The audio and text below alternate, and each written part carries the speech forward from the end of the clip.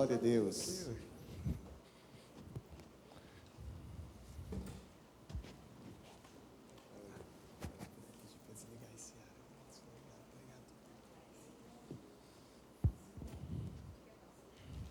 Boa noite, graça e paz. Boa noite, acho que só tem a Ariane aqui na igreja. Boa noite, graça e paz. Amém, glória a Deus. Todos falaram sobre... Acho que pode tirar um pouquinho aqui para mim, por gentileza. Obrigado. Todos falaram sobre o nosso musical, e agora é minha hora de falar um pouco também. Foi maravilhoso. Existem várias maneiras de adorar a Deus, correto? Nós adoramos a Deus através do nosso proceder, do nosso estilo de vida. Adorar a Deus é um estilo de vida. Nós adoramos a Deus também quando nós estamos aqui no louvor, ministrando louvor. Nós adoramos quando nós estamos ministrando a palavra de Deus. E nós adoramos a Deus também através de artes, de teatro, da dança. E eu entendo que nesse musical nós conseguimos, mais uma vez, honrar a mensagem, nesse caso, da Páscoa, a verdadeira mensagem da Páscoa, da morte, do sofrimento, da crucificação do Senhor Jesus, assim como a sua ressurreição e a sua vitória na cruz. Então, nós adoramos a Deus por honrar a mensagem, a verdadeira mensagem do Evangelho sobre a Páscoa, que não é nada de fofo e bonitinho, mas envolve muita dor, muito sofrimento, envolve o sacrifício de um Deus todo-poderoso, envolve o cancelamento de uma dívida, o pagamento de uma dívida que era para que nós pagássemos e foi paga pelo nosso Senhor. E essa mensagem foi honrada. Então, glória a Deus por tudo, que venham mais para a honra e glória de Deus. Amém? Aleluia. Então, nós estamos falando em uma série de mensagens sobre os arquétipos de homens e mulheres da palavra, homens e mulheres de Deus, aprendendo através da vida deles, de suas histórias. E hoje nós vamos falar sobre o arquétipo de Jeremias, o profeta chorão. Quantos aqui conhecem a história de Jeremias? Amém? Eu acho que era com a Miriam que nós estávamos conversando sobre Jeremias, é isso mesmo, né? No GC. E hoje nós falaremos sobre ele. E quero ler com vocês Jeremias capítulo 1, versículo 4 ao 10. Jeremias, capítulo 1, versículo 4 ao 10. Diz assim: A palavra do Senhor veio a mim dizendo: Antes de formá-lo no ventre eu o escolhi, antes de você nascer eu o separei e designei profeta às nações. Então eu disse: soberano Senhor, eu não sei falar, pois ainda sou muito jovem. O Senhor, porém, me disse: Não diga que é muito jovem, a todos a que eu enviar, você irá e dirá tudo o que eu ordenar a você. Não tenha medo deles, pois eu estou com você para protegê-lo, declara o Senhor. O Senhor estendeu a mão e tocou a minha boca e disse-me: Agora ponho na sua boca as minhas palavras. Veja, eu hoje dou a você autoridade sobre as nações e reinos, para arrancar e despedaçar, para arruinar e derrubar, para edificar e plantar. Amém? Nós vamos orar e depois deixa esse versículo, por gentileza, Jessé. Senhor, obrigado, Pai, por essa noite, obrigado pela oportunidade de ouvirmos, aprender a sua palavra. Senhor, ministra aos nossos corações. Com a nossa própria mente, Deus, nós seremos como aqueles homens da multidão que ouviam a tua palavra, mas não entendiam nada. Quantos ali na multidão ouviam aquelas parábolas, ouviam o que o Senhor trazia, mas eles não conseguiam compreender. Quando o Senhor falava, Deus, a respeito, Deus, do sinal de Jonas, que era relativo à sua morte e ressurreição, eles não entenderam. Senhor, mas nós pedimos olhos iluminados, Pai. Nós pedimos que o Senhor possa tocar na nossa mente, que o Senhor fale aos nossos corações. Nós precisamos ser ministrados por tua palavra. Fale primeiro a mim, Deus, e depois àquele que ouve. Deus, nós dependemos que a tua palavra fale a nós. Use os meus lábios, mas que a tua palavra me use, Pai. Deus, que eu não venha querer usar a tua palavra, mas que eu venha ser usado por ela, para a honra e glória do seu nome. Nós te agradecemos pela oportunidade de estarmos em sua casa, te servindo, te adorando, nessa comunhão, aprendendo mais de ti. Obrigado, Jesus. Toda honra, toda glória, todo louvor, toda adoração seja dada ao Senhor, em nome de Jesus. Amém. Glória a Deus. Pode aplaudir com força, gente. Amém. Nem se fosse para mim eu ia aceitar um aplauso michuruco desse. Para nosso Deus, nosso Senhor, pode dar um aplauso direito então, em nome de Jesus? Amém. Glória a Deus. Então, Jeremias, ele foi um homem levantado por Deus, que teve uma missão um pouco difícil. E no último versículo que nós lemos aqui, do capítulo 1, versículo 10, diz assim, vamos ler de novo: veja, o Senhor diz a Jeremias: hoje dou a você autoridade sobre as nações e reinos. Autoridade sobre as nações e reinos. Muitas vezes o Senhor nos concede autoridade, só que nós nos vemos tão pequenos, que nós não reconhecemos a autoridade que Ele nos deu. Entende, Nise? A gente se vê menor, a gente se vê como Saul se via. Saul se viu menor da casa do seu pai, a menor tribo de Israel, e ele não superou isso. Diferente de Gideão, que se via pequeno, mas depois acabou se vendo até além do que realmente era. Mas aqui a palavra nos mostra como o Senhor nos vê. O Senhor nos vê como aqueles que o representam. Nós somos embaixadores de Deus. Embaixadores, ministros de uma nova aliança. Quando eu falo a palavra ministro, talvez vocês pensam erroneamente, de forma única somente como um ministro de louvor. Ah não, mas eu não sou ministro de louvor. Eu não sou ministro da palavra. Mas a palavra nos diz que nós somos ministros de uma nova aliança. E a minha pergunta, pode deixar o versículo aqui, é: quantos aqui já viram um ministro da justiça? Quantos aqui já ouviram falar sobre um ministro do Supremo Tribunal Federal?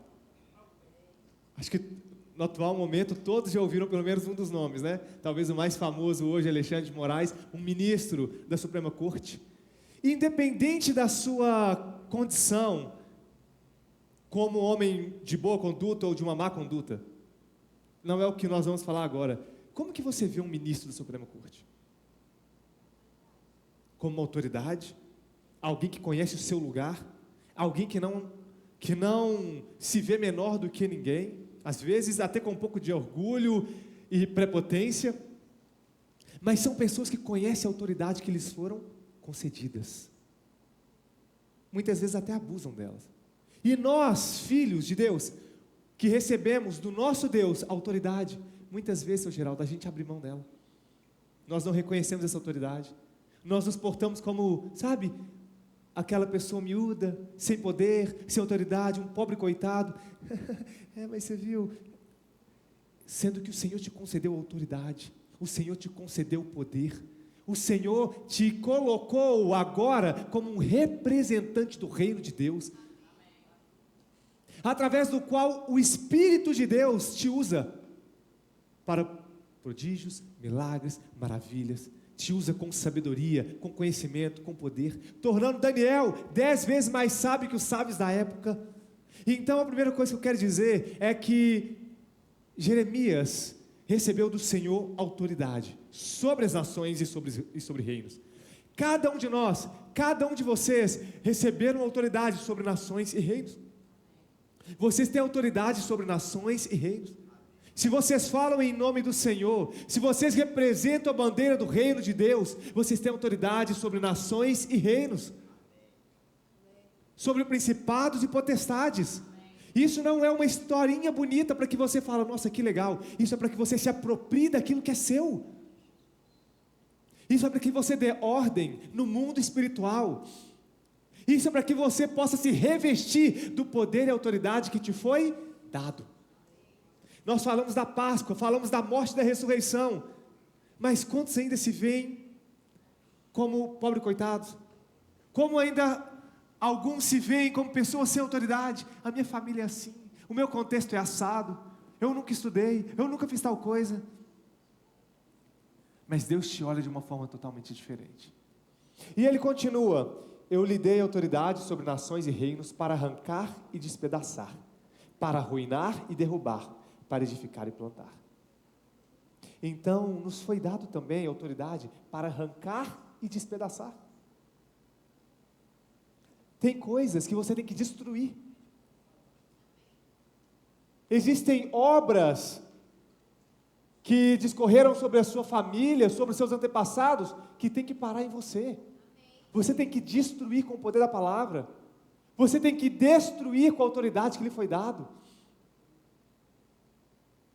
Algumas coisas nós precisamos despedaçar. Alguns padrões nós precisamos derrubar para edificar e plantar. Existem sistemas de mentira que nós precisamos confrontar. Então, o que foi dado como missão ao profeta Jeremias não foi simplesmente a função de edificar e plantar, mas de antes o quê? Repete comigo. Arrancar. Meu Deus. Repita comigo, por favor. Arrancar. Despedaçar. Arruinar e derrubar.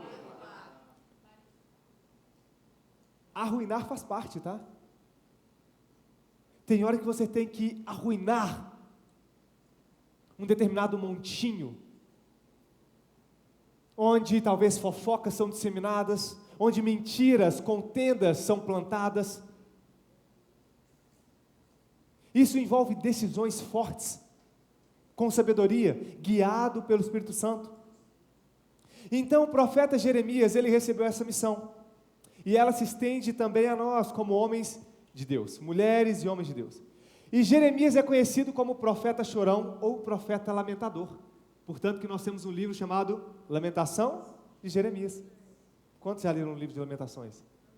Tem gente que já leu o Salmo 50 vezes, mas nunca leu Lamentações de Jeremias. Então, ele sente o peso daquilo que lhe foi concedido como missão. Mesmo assim, ele anuncia tudo que o Senhor estava trazendo de exortação ao povo que ele amava. E o povo que Deus estava trazendo duras sentenças sobre aquele povo, ele trouxe as mesmas sentenças, mesmo estando contrário ao desejo de trazer e anunciar. Então Jeremias foi um homem que viveu duros processos. Vamos ler Jeremias juntos aqui, do capítulo 20, do 7 ao 9, Jeremias 20. Eu quero ler só um pedacinho aqui da queixa de Jeremias, preste atenção. Quantos aqui, quando às vezes orando, buscando de Deus, e você entende que Deus vai falar com você através da palavra, quando você abre a palavra, às vezes cai no livro de Jeremias e dá até um frio na barriga, não é verdade? Só quem já viveu isso sabe o que eu quero dizer, né? As duras sentenças do Senhor sobre o povo. Olha o que diz Jeremias 20, do 7 em diante. Senhor, tu me enganaste e eu fui enganado. Foste mais forte do que eu e prevaleceste. Sou ridicularizado o dia inteiro. Todos zombam de mim. Sempre que falo é para gritar que há violência e destruição. Por isso, a palavra do Senhor trouxe-me insulto e censura o tempo todo. Mas se eu digo, não mencionarei, nem mais falarei em seu nome, é como se um fogo ardesse em meu coração, um fogo dentro de mim. Estou exausto, tentando contê-lo, mas já não posso. Ouço muitos comentando terror por todos os lados. Denunciem-no, vamos denunciá-lo. Todos os meus amigos estão esperando que eu tropece e dizem, talvez ele se deixe enganar, então nós o venceremos e nós vingaremos dele. Mas depois ele continua, mas o Senhor está comigo como um forte guerreiro, portanto aqueles que me perseguem tropeçarão e não prevalecerão. O seu fracasso lhe trará completa vergonha e a sua desonra jamais será esquecida. Ó Senhor dos exércitos, tu que examinas o justo e vês o coração e a mente, deixa-me ver a tua vingança sobre eles, pois a ti expus a minha causa. O profeta Jeremias, ele, para quem conhece a sua história, ele foi colocado dentro de um poço, dentro de uma cisterna, e a palavra tem um versículo que diz assim, e o profeta Jeremias afundou na lama. Essa é a história do profeta Jeremias, um homem que era aprovado por Deus, mas estava desaprovado diante do povo, porque a mensagem que ele trazia não era uma mensagem politicamente correta. O profeta Jeremias, ele confrontava as mentiras que eram ditas naquele tempo, ele confrontava a conduta do povo que era contrário aos princípios do Senhor, e ele foi extremamente humilhado, julgado, escarnecido, prenderam-no e colocaram dentro de um poço. E às vezes você pensa, como pode um homem de Deus afundar na lama? Mas a palavra nos mostra que as histórias dos homens e mulheres de Deus são histórias que guardam grandes homens e mulheres improváveis que passaram por processos duros, mas saíram desse processo transformados. Então, Jeremias, ele foi um homem que ele não temeu a sua geração. Disse Jeremias: quem me dera a minha cabeça se tornasse em águas e os meus olhos em fonte de lágrimas, então choraria dia e noite. Jeremias, ele sofreu rejeição pública, conspiração da sua própria família, sofreu espancamento, mas ele permaneceu em obediência. Quantos aqui desviam a sua rota porque a sua família se coloca em objeção? Quantos aqui começam a obedecer a Deus, mas o pai ou a mãe, às vezes a esposa ou o esposo, se coloca resistente e aquela pessoa, ela cede? Nós entendemos que você deve agir com sabedoria, mas que acima de tudo você deve obedecer a palavra de Deus e permanecer no ensino da palavra. Eu conheço pessoas que falam assim: Davi, eu não gosto muito da igreja porque eu não gosto de ser minha esposa, mas minha esposa não tem muita paciência para sentar, é muito, sabe, aquela coisa de sair, às vezes chega em casa tarde, mas tem culto de manhã, mas de manhã tem que fazer almoço, sabe como é que é? Às vezes a família almoça em casa, então, aí sabe o que acontece? Ele cede, e ele para de congregar, daqui a pouquinho, ele para de orar, para de ler a palavra, e quando menos se espera, está frio espiritualmente, não discerne mais a voz de Deus. Então, Jeremias passou por prisão, foi lançado na cisterna e viveu sob ameaças constantes. Ele viveu em um ecossistema marcado de mentiras bem vestidas, religiosamente aceitáveis e emocionalmente confortáveis. Hoje nós vivemos também em um sistema em que muitas autoridades espirituais se negam a dizer a verdade, porque ele sabe que se confrontar, às vezes o irmão, o membro que está aqui, aquela pessoa que congrega com ele vai sair da igreja. Quantas vezes o receio por perder alguém próximo te faz ficar omisso? Quantas vezes, para não ofender um empresário que é avarento, você não fala da generosidade, do dízimo e da oferta? Não, mas fulano está ali. Então, a sua missão foi ministrar uma palavra que ninguém queria. Jeremias enfrentou os falsos profetas que diziam: vocês vão ter paz, nada vai acontecer com vocês, ó povo de Israel, nada de ruim vai os alcançar, Deus está conosco, estamos seguros, mesmo estando o povo em desaprovação diante de Deus. Você tem coragem de confrontar com amor, com sabedoria, no momento certo, o seu filho e a sua filha, o seu esposo ou a sua esposa, com sabedoria e com amor? Você tem coragem de confrontar uma amizade? Ou não? Porque você pode perder aquela amizade. Você tem coragem de confrontar o seu sócio, o seu parceiro, o seu colega de trabalho, que talvez está numa conduta errada, e você está vendo, mas não fala nada? Você tem coragem? Esse é o arquétipo do profeta Jeremias, um homem que mesmo mediante uma sociedade que rejeitava a sua palavra, que não queria dar ouvir a voz daquele profeta, ele persistia em obedecer a voz de Deus, em trazer a voz do Senhor como um atalaia, como aquele que ministrava o que o Senhor realmente estava dizendo sobre aquele povo. O povo naqueles dias acreditavam que escapariam da justiça de Deus, porque eles tinham o templo, e a tradição religiosa fazia-os pensar que o templo era o suficiente para que eles estivessem em aprovação diante de Deus. Assim como Saul, que pensou que ganharia a guerra contra os filisteus somente porque ele tinha a Arca da Aliança, em total pecado e desaprovação. O que ele falou? Tragam a arca, Quando a Arca da Aliança chegou, Pedro, diante do povo de Israel, eles gritaram de forma tão forte, com tanta convicção, entende? Porque chegou a Arca. A Arca era a presença de Deus. Eles gritaram com tanto vigor, que a palavra diz que os seus inimigos ouviram e tiveram grande pavor. Eles falaram assim: o Deus deles agora está com eles. Só que um desses líderes dos filisteus falou assim: eia, animem-se, nós vamos ganhar essa guerra. E eles foram confrontar o povo de Israel, e o povo de Israel foi duramente abatido.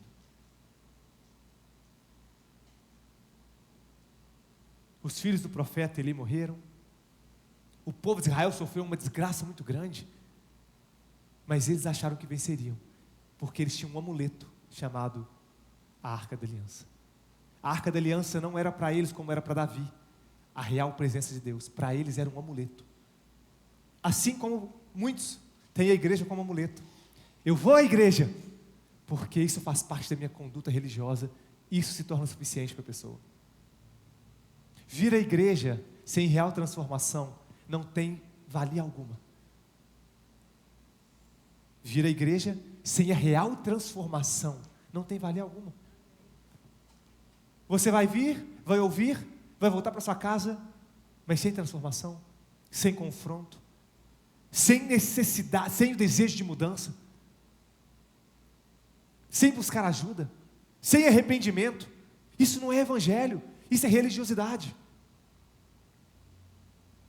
Então o que o profeta confrontava é: vocês precisam se arrepender, vocês precisam mudar a rota, vocês precisam quebrantar o coração duro de vocês, vocês precisam buscar ajuda, buscar mudança.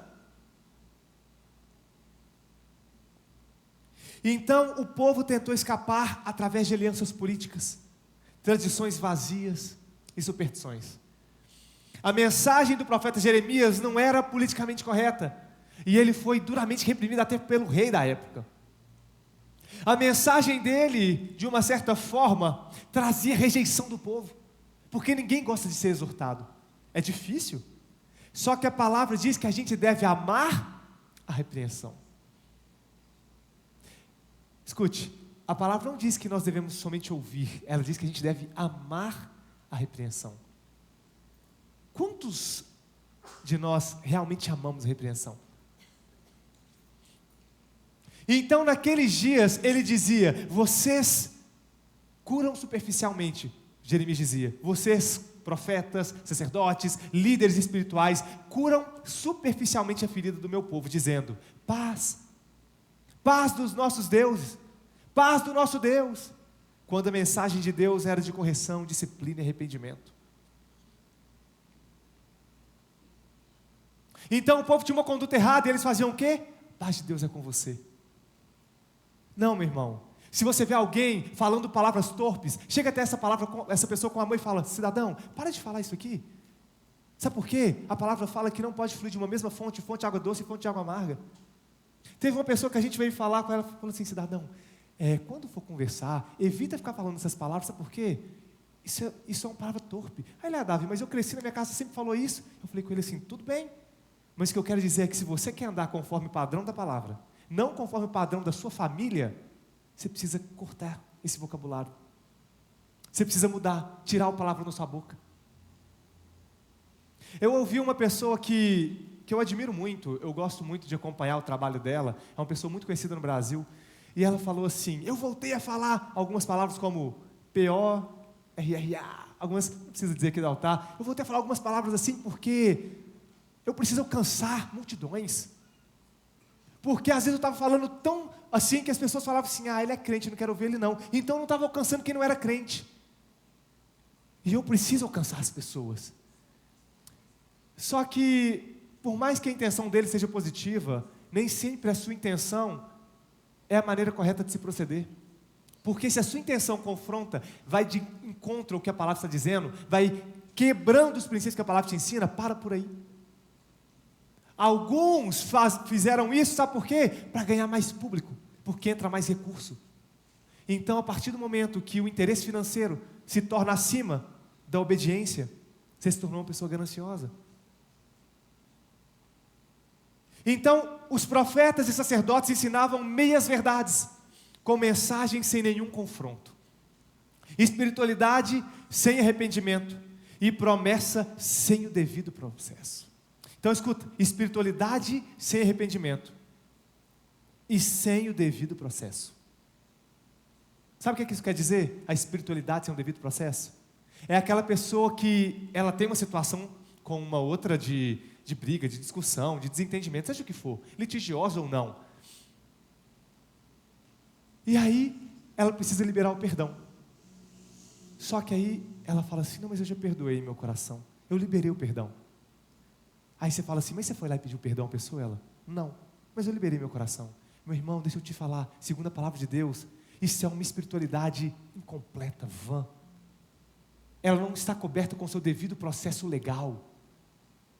A Bíblia é a nossa constituição espiritual. Então você não faz do jeito que você acha que é, você faz conforme a palavra ensina. Amém? Então, às vezes você tem que ir falar, me perdoa, confrontar o seu ego, confrontar o seu orgulho. Ou nós fazemos conforme a palavra, ou nós estaremos vivendo uma espiritualidade vã, vaga. Não, mas olha, eu liberei meu coração, e o Senhor conhece o meu coração. Ô meu amigo, Ele conhecia também o coração daquele homem que segurou a arca para ela não cair no chão, e ele foi fulminado. Não adianta a intenção sem a ação correta. Amém? Amém. Glória a Deus. Aleluia. A palavra nos mostra vários parâmetros que na Bíblia, para se completar, um precisa do outro. A Bíblia fala que a fé sem obra é morta. Olha isso. E tem tantas pessoas que estão cheias de fé, mas as suas obras são equivalentes a nada. A fé sem obra é morta. Assim como pessoas que são altamente doadoras, fazem de tudo, mas não exercitam a sua fé. E aí? Então, o profeta Jeremias era como, ele vivia de uma forma como se as pessoas estivesse o profeta Jeremias contra toda aquela multidão, contra todo aquele povo, que não queria ouvir o que Deus estava falando através dele. Era como se as pessoas vivessem muito erradas, e existisse um líder espiritual, massageando o ego daquelas pessoas, dizendo que ia dar tudo certo, falando que Deus era com eles. A pessoa estava em adultério, e a paz de Deus é com você. A pessoa estava pegando o que não é dela, a paz de Deus está com você. A pessoa estava roubando, recebendo propina, a paz de Deus está com você. Mas vai ficar tudo bem, sabe por quê? Bispo, porque Deus é misericordioso. Entende, Pedro? Então pode continuar fazendo tudo, porque Deus é misericordioso, Ele sabe que nós somos falhos. Então, nós precisamos olhar para a nossa conduta, e nós precisamos decidir viver conforme a palavra. Viver conforme a palavra é uma decisão, que não é fácil muitas vezes, mas que é necessário ser feito.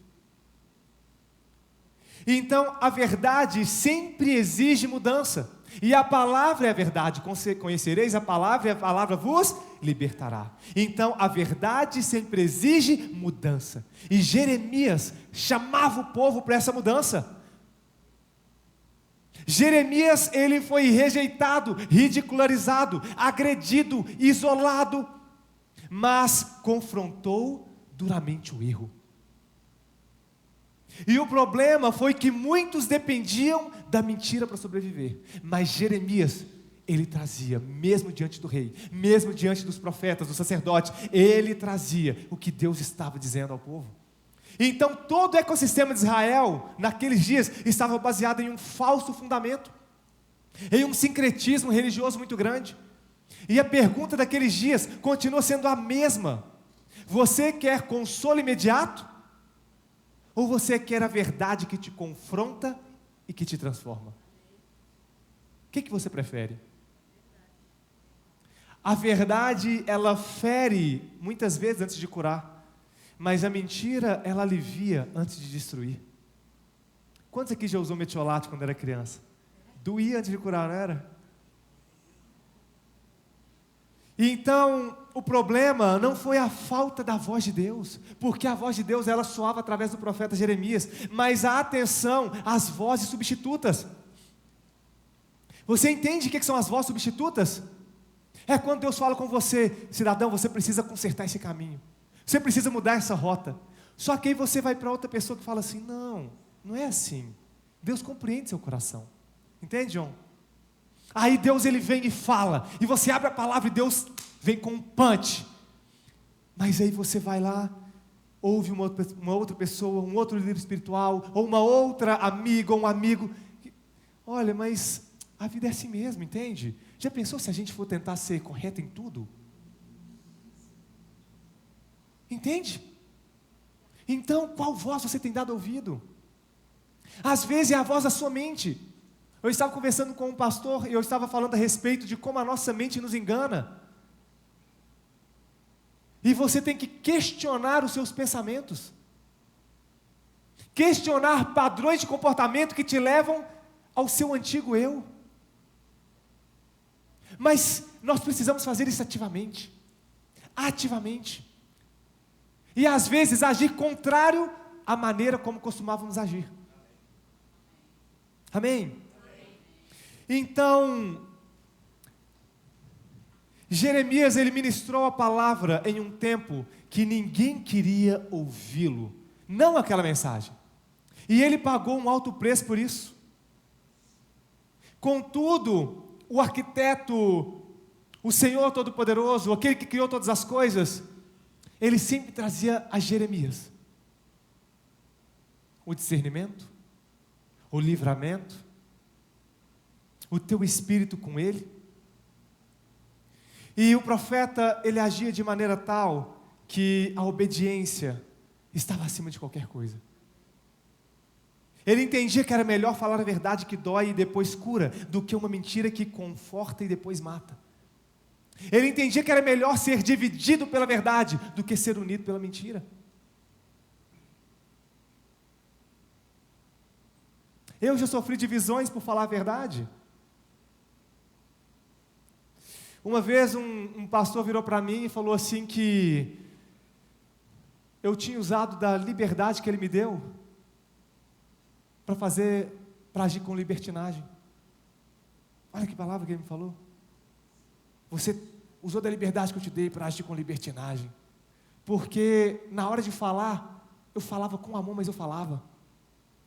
Eu não retinha aquilo que eu via, porque era um pastor e era um amigo. Então eu sempre vinha e eu falava: olha, quando for comigo, fala. Não me deixa agir no erro cegamente. Entende essa? Porque às vezes eu não estou vendo a trave que está no meu olho.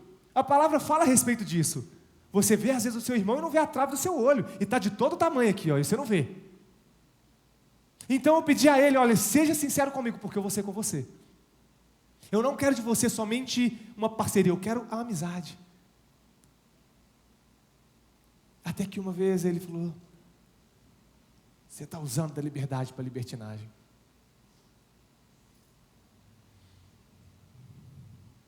Então, é melhor falar a verdade que dói, mesmo que você perca um amigo. Porque essa verdade, ela constrói. Essa verdade, ela cura. Essa verdade, ela pode libertar. Essa verdade, ela pode abrir os olhos. Dita com amor. Então é melhor você ser dividido pela verdade do que ser unido pela mentira. Teve uma vez que uma determinada igreja se levantou contra os líderes dessa igreja e foi uma maneira tão desonrosa, tão feio que aconteceu, mas eles levantaram uma bandeira, sabe qual foi? Juntos pela fé evangélica. Unidos pela mentira. Quando você tenta arrastar outras pessoas com você, e a palavra diz que o pecado daqueles que se meio contendem entre os irmãos é como de feitiçaria. Então é melhor estar sozinho com a verdade do que estar errado na multidão. É melhor ser como o profeta Jeremias, que escolheu ser rejeitado pelo povo, mas era aprovado por Deus. Isso não é uma palavra simplesmente linda de se dizer, isso é algo que nós devemos escolher viver.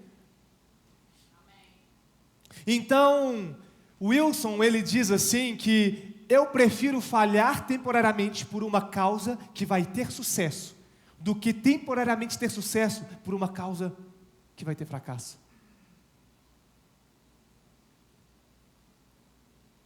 Então, quando nós olhamos para o arquétipo de Jeremias, nós enxergamos alguém que a obediência à palavra de Deus está acima de todas as coisas, Miriam.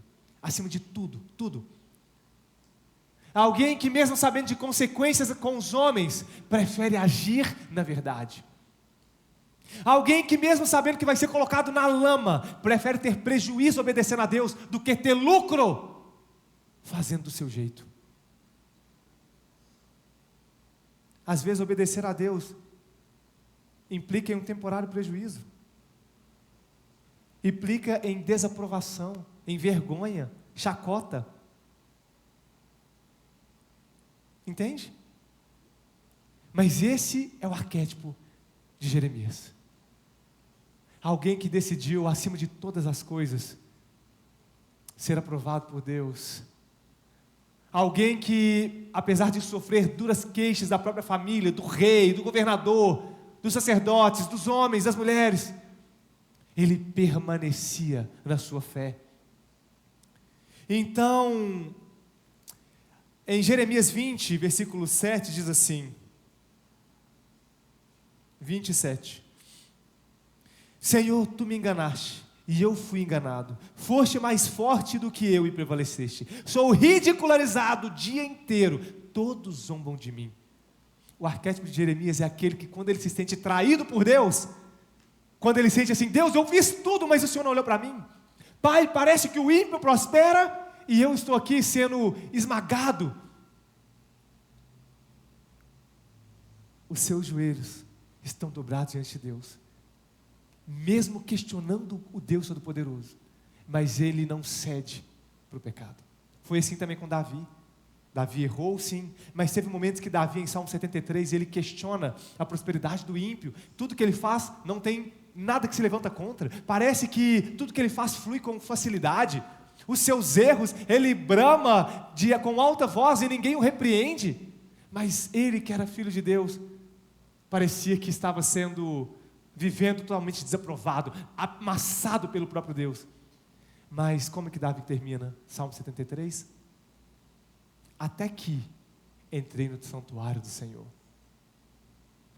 É assim com o profeta Jeremias. Por mais que você se sinta oprimido pelas situações da vida, por mais que pareça que você esteja afundando na lama, como estava o profeta Jeremias, ao invés de falar, agora eu vou fazer tudo errado, basta, já deu, o que ele faz? Até que eu entrei no santuário do Senhor. Até que eu me dobrei mais uma vez diante dele. Até que eu insisti em oração. Até que eu fui para o meu lugar de adoração. Até que eu me humilhei diante do meu Senhor.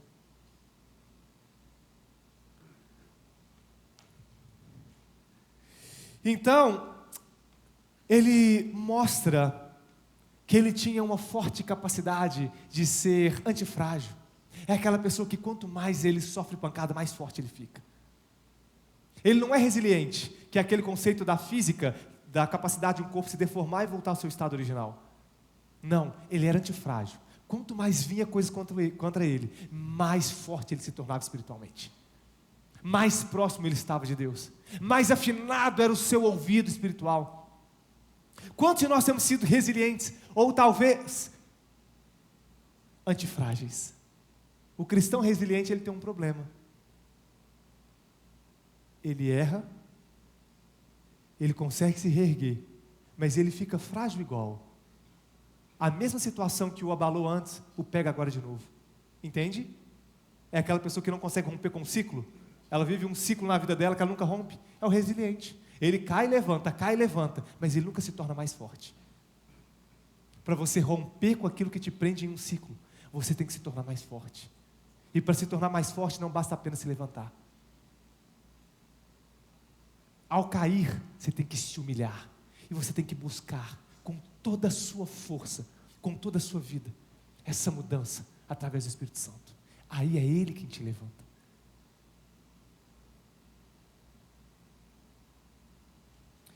Então, não caia no conceito de resiliência. Isso vai te manter dentro de um ciclo. Cai no conceito da antifragilidade. Você precisa se tornar mais forte. É uma traição? É uma deslealdade? É uma mentira? Ao invés de continuar da mesma forma depois que você superou, não, se torna mais forte. Aperfeiçoa o seu tino espiritual. Ame mais. Seja mais astuto como a serpente, prudente como a pomba. Não é isso que a palavra nos ensina? Então, Jeremias 20, no versículo 9, diz assim, 29, mas se eu digo, não mencionarei, nem mais falarei em seu nome, é como se um fogo ardesse em meu coração, um fogo dentro de mim. Estou exausto, tentando contê-lo, já não posso mais. Escute, o arquétipo de Jeremias é de um homem que não se envergonha em pedir ajuda. É de um homem que não se envergonha em dizer, eu estou cansado, eu não tenho forças mais. Entende? Eu já não consigo por mim mesmo. Quantos de nós talvez já estivemos nessa situação, ou estamos nessa situação? Então, ao invés de se envergonhar e guardar aquilo para si, busque ajuda. É a fragilidade. Nenhum de nós somos super-heróis, meu irmão. Nenhum de nós somos totalmente duros, fortes, sábios, intelectuais, suficiente para não sermos afligidos em algum momento da nossa vida. Então, nós precisamos olhar para esses homens e aprender a agir como eles agiram. Missões difíceis, mas que agiram conforme a palavra ensina. Jeremias, ele enfrentou a prisão e a lama, como nós dissemos aqui, mas ele tornou-se coluna de ferro e muro de bronze que sustentou a esperança do remanescente, diz a palavra do Senhor. A palavra diz que ele foi como um muro de bronze.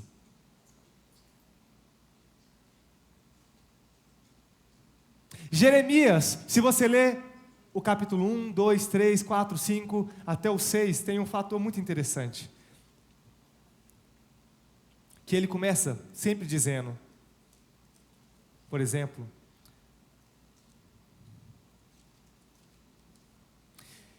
ele em muitos momentos diz, ó povo assim, ó povo de tal forma, ó vocês que fazem de tal jeito, até que depois ele chega no capítulo 6,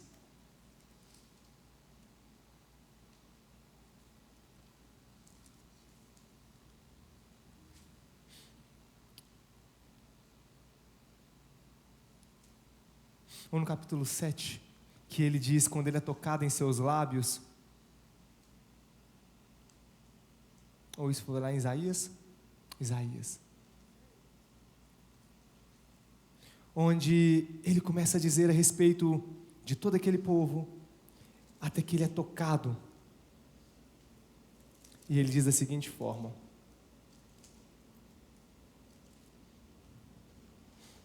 Isaías, abre no capítulo 6, por gentileza.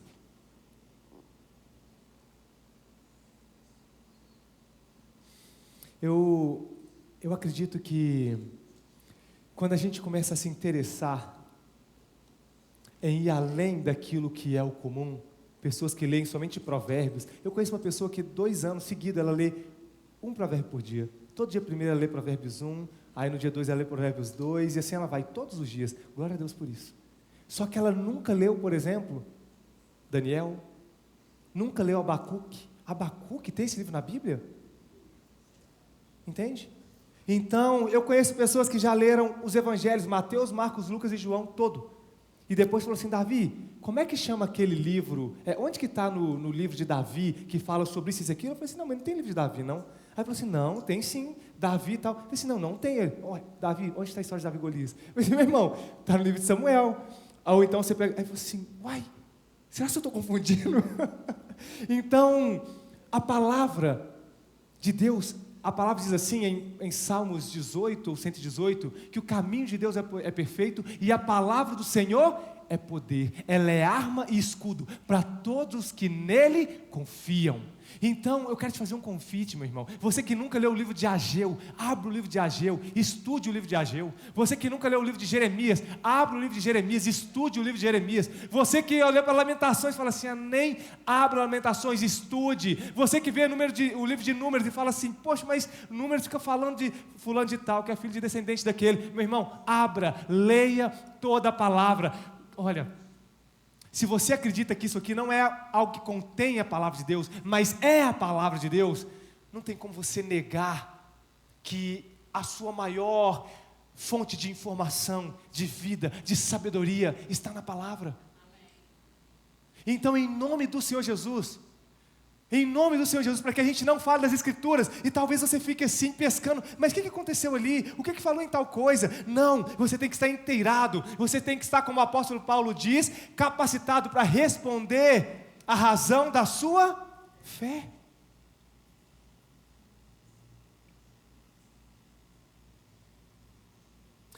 Isaías capítulo 6 diz assim: no ano em que o rei Uzias morreu, eu vi o Senhor sentado num trono, alto e exaltado, e a aba da sua veste enchia o templo. Acima dele estavam serafins, cada um deles tinha 6 asas, com 2 cobriam o rosto, e com 2 cobriam os pés, e com as outras 2 eles voavam, e proclamavam uns aos outros: Santo, Santo, Santo é o Senhor dos exércitos, a terra inteira está cheia da sua glória. Ao som das suas vozes, os batentes das portas tremeram, e o templo ficou cheio de fumaça. Então gritei: ai de mim, estou perdido, pois sou um homem de lábios impuros. Eu vivo no meio de um povo de lábios impuros, e os meus olhos viram o Rei, o Senhor dos exércitos. Quando você olha para Isaías, e ele foi tocado pela palavra, ai de mim.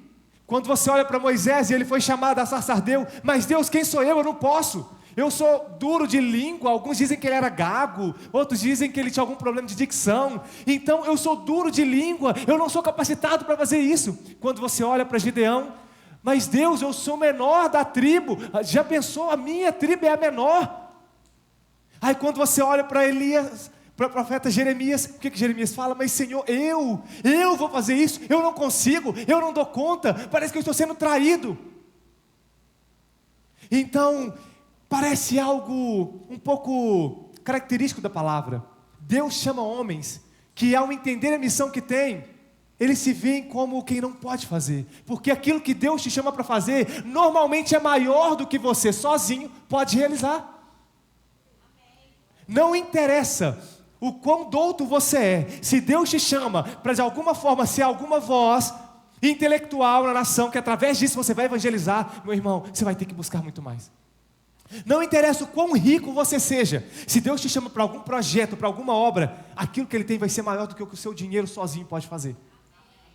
Então é assim que Deus faz com seus filhos, Ele nos estica.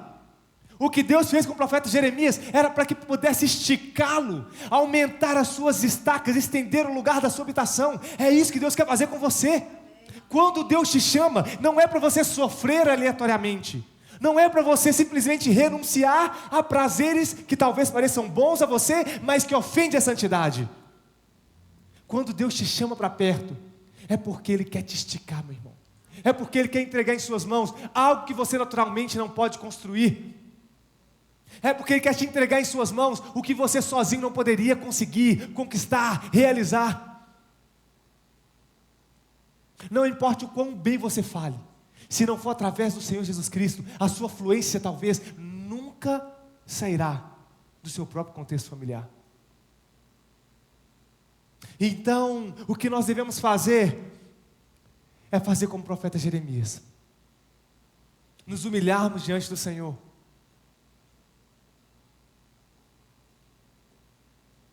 viver uma vida em santidade, questionar os padrões da época.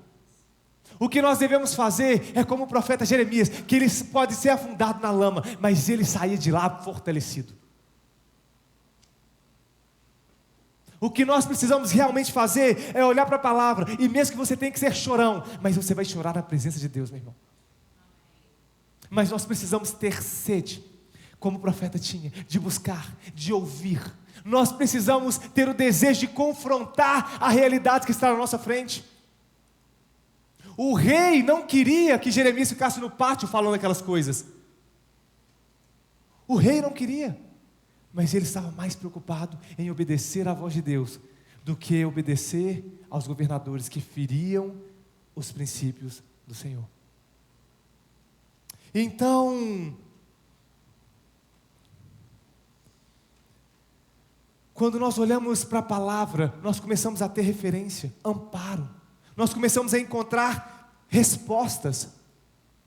Se eu olho para a vida do profeta Jeremias, eu começo a entender que muitas vezes o processo que eu estou passando na minha vida, na realidade está sendo para me projetar para algo que Deus deseja realizar na minha família, no meu ministério, através daquilo que você faz. O Senhor, Ele tem grandes coisas para poder realizar, e de maneira específica, através do dom de cada um. Através do dom de cada um. Então o que nós precisamos fazer é colocar as nossas habilidades na mão do Senhor Todo-Poderoso, independente da aprovação de homens, independente se todo mundo te criticou. Se você entende que o chamado de Deus para você é em tal área, meu irmão, exerça o seu ministério, exerça o seu talento, exerça o seu dom, confronte os seus pensamentos. Se coloque diante de Deus, clame por ajuda, clame por socorro.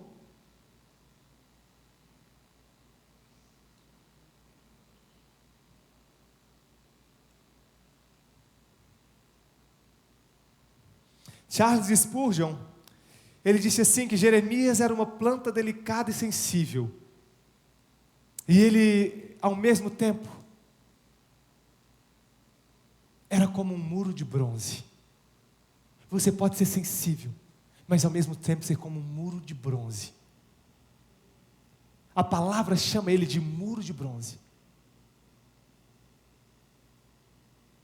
Eu estava conversando com um amigo, e esse amigo abriu o coração, compartilhando algumas coisas comigo, e ele comentou de algo que aconteceu, por causa de algumas coisas que ele viveu, e ele estava chorando, arrependido, e eu falei com ele assim: olha, o cair é do homem literalmente, e às vezes a dor é muito grande do erro que a gente comete, mas a palavra fala assim, que um coração quebrantado e contrito, o Senhor não resiste. No livro de Crônicas 7,14, se eu não me engano, o que a palavra fala? Se o meu povo, que se chama pelo meu nome, se humilhar e orar, largar os seus maus caminhos. Não é isso que a palavra fala? Eu ouvirei dos céus, restaurarei a sua terra. Eu falei com ele assim: então, deixa eu te falar uma coisa, para de ficar olhando para o que você cometeu e comece a olhar para a palavra, porque a palavra traz promessa de restauração para os quebrantados e arrependidos. A palavra traz promessa de restauração. Então, se coloque de pé, em nome de Jesus. Amém.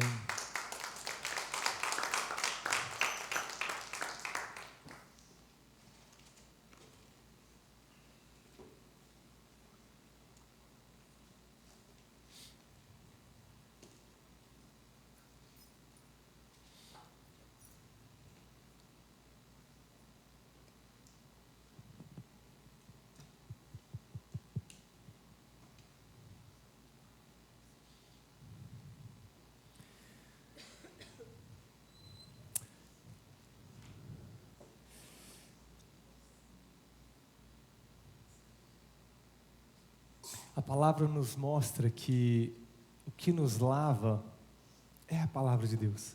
Ela é a água que nos lava, que nos purifica. E eu estava ouvindo o pastor Bill Johnson, que é o pastor da Bethel Church, e o pastor Bill Johnson, algo que foi muito interessante. Ele disse assim: é tão fácil você se contaminar sem necessariamente estar pecando.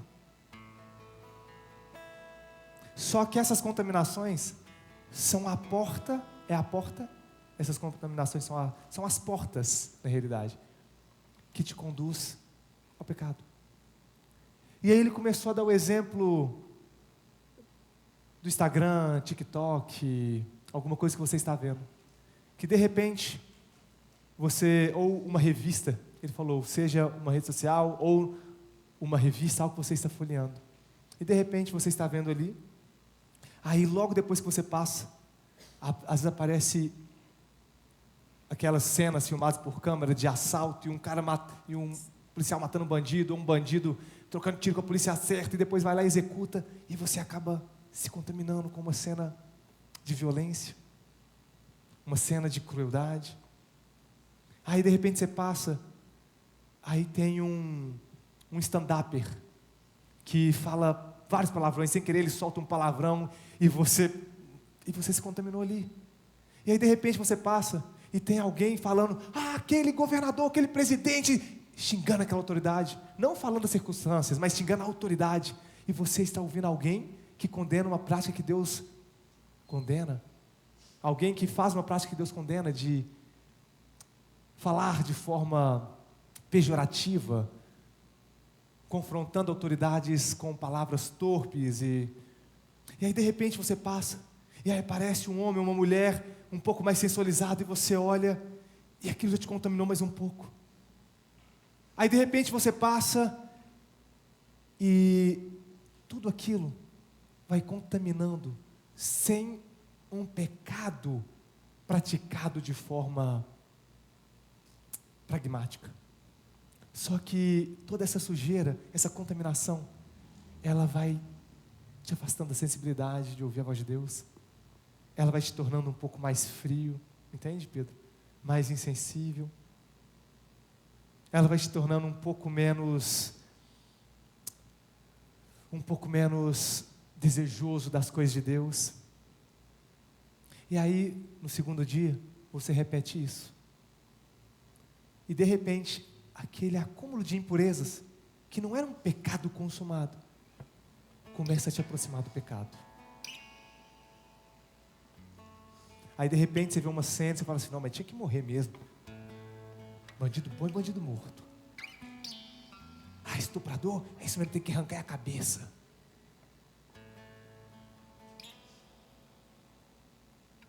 Aí de repente você fala o que não é bom falar. De repente aquilo que você olhar, você começa a olhar uma mulher, um homem de uma forma um pouco mais... E aí você começa, até você consumar um pecado. Então a palavra nos ensina, se algo te leva a pecar, corta. Dá até um exemplo, se são as mãos, de forma figurada, corta as suas mãos. São os teus pés, é a tua língua, são os teus olhos. Então aquilo que está te levando a ser contaminado, corta. Corta. Porque Deus tem usado homens e mulheres, tem usado Jeremias dessa geração. E às vezes você fala que Deus não fala com você. Só seus ouvidos que estão sujos, porque Deus está falando. Amém? Glória a Deus.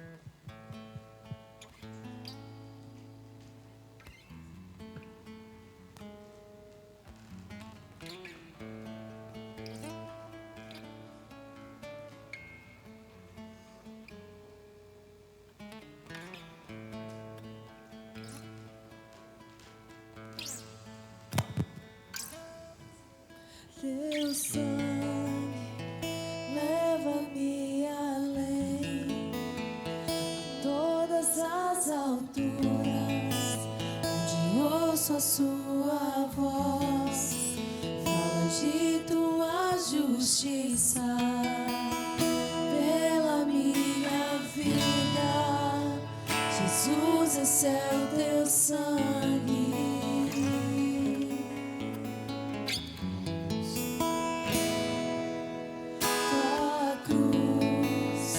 Você gente já recebeu o cálice, vem à frente, nós vamos estar ao redor da mesa para celebrar a ceia. Por favor. Prepara para nós um caminho para Ele, onde posso me achegar somente pelo sangue.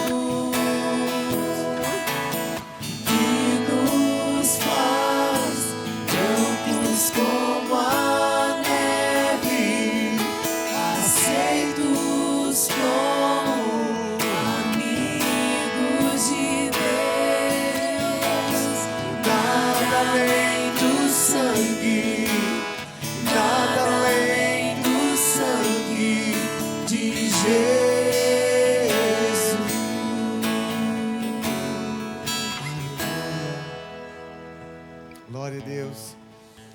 Senhor Jesus, na noite que foi traído, Ele tomou o pão em suas mãos, o partiu e deu graças, dizendo: este é o meu corpo que é dado por vós, comei todos em a minha memória. Pai, nós te agradecemos pelo teu sacrifício, pela tua oferta ali na cruz. Obrigado, Senhor, porque a tua palavra diz que o Senhor foi moído por causa das nossas transgressões. O Senhor pagou um alto preço para que hoje nós tivéssemos, Senhor, eterna redenção. Por isso nós te agradecemos, Pai. Te agradecemos e nesse momento queremos trazer à memória o teu sacrifício, ó Deus, trazer à memória, ó Deus, a tua oferta ali na cruz por nós e o grande amor do Senhor por nossas vidas, Pai.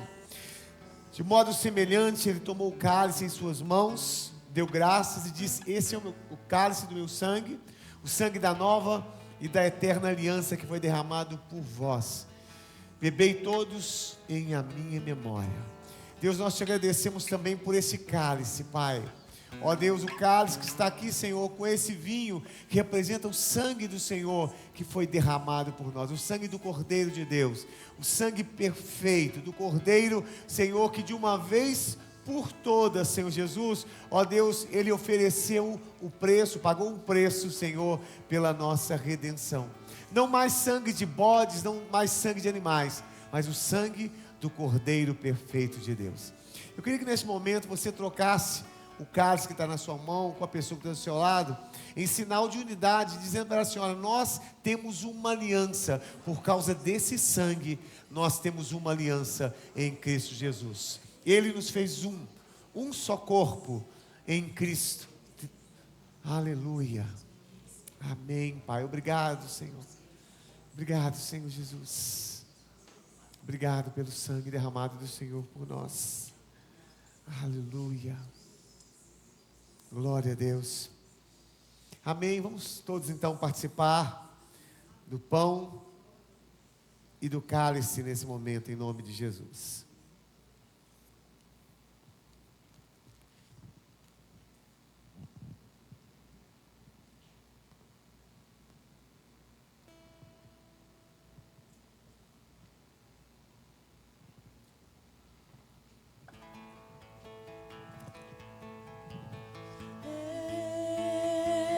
Sou livre,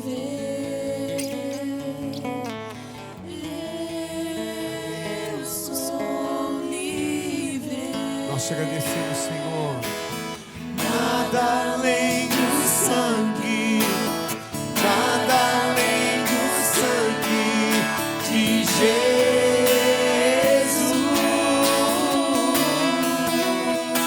Quem quiser comer mais do pão, pode ficar à vontade. Eu sou livre,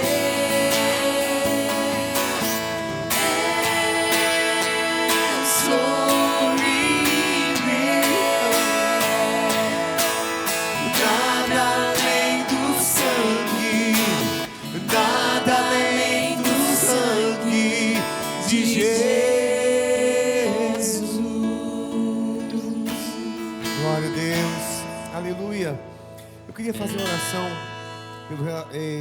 para a restauração do relacionamento de Rubens, Vitor e de Mariana.